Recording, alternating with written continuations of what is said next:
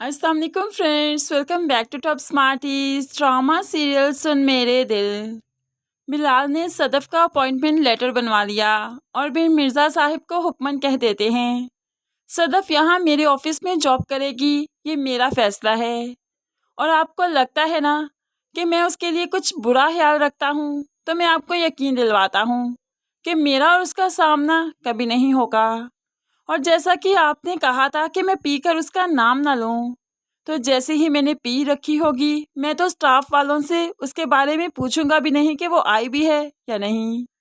ऐसे में अब तो मिर्ज़ा साहिब मजबूर हो गए, क्योंकि मिर्ज़ा को लगता है कि बिलाल पहले ही उसके खिलाफ हो चुका है, इसलिए तो मिर्ज़ा की ड्यूटी किसी और से करवाना चाहता है।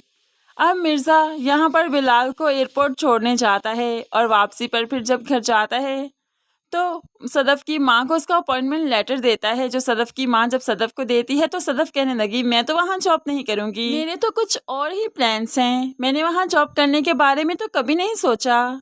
अब्बा के मुकाबिल जाकर भला कैसे उनसे बड़ी सीट पर बैठ सकती हूँ, मैं ऐसा नहीं कर सकती।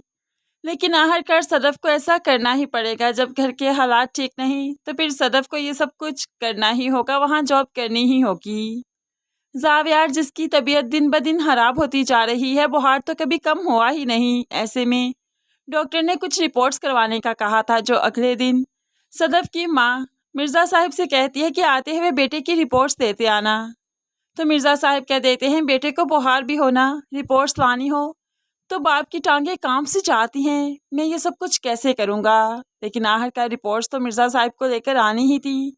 और फिर रिपोर्ट्स में जावियार को कुछ ऐसी बीमारी आ गई कि जो मिर्ज़ा साहिब को तोड़ कर रख देती है। मिर्ज़ा साहिब ने किसी को भी जावियार की बीमारी के बारे में नहीं बताया, बस अकेले में बैठे रोते रहते हैं, बेटे की वजह से काफ़ी परेशान हैं। आहर एक दिन हिम्मत करते हुए बेटे से बात करने का सोचा। जब बेटा कॉलेज जाने के लिए तैयार हो रहा था तो उसे बहाने से पार्क में ले जाते हैं और यहाँ पर जाकर कहने लगे, अगर मैं कुछ ऐसा बताऊं और कहूँ कि अम्मी को नहीं बताना तो क्या तुम नहीं बताओगे? मैं तुम्हें कुछ बताना चाहता हूँ, तुम जानते हो ना, ये जो औरतें होती हैं ये परेशानी झेलने की ज़्यादा हिम्मत नहीं रखती, इनमें ज़्यादा हिम्मत नहीं होती। तो यहाँ पर जावियार कहने लगा, आप कुछ भी शेयर कर सकते हैं अबू मुझसे, मैं तो मर्द बच्चा हूँ ना, मैं तो औरत नहीं, मैं तो कुछ भी बर्दाश्त करने का हौसला रखता हूँ।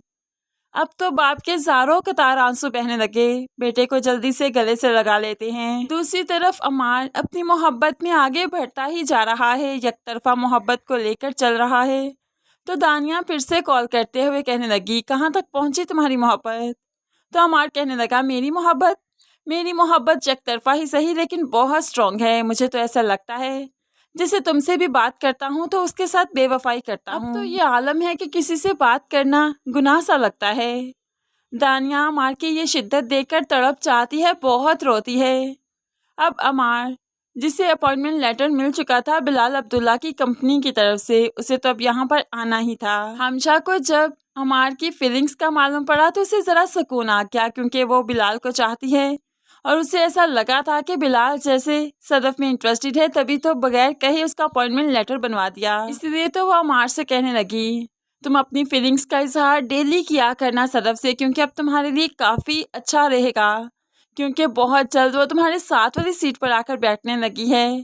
बिलाल ने उसे अपॉइंट कर लिया और वो बहुत जल्द इस ऑफिस में जॉब करेगी। अमार की तो खुशी की इंतहा नहीं, वो यही तो चाहता था कि सदफ हमेशा उसके आसपास उसके साथ रहे।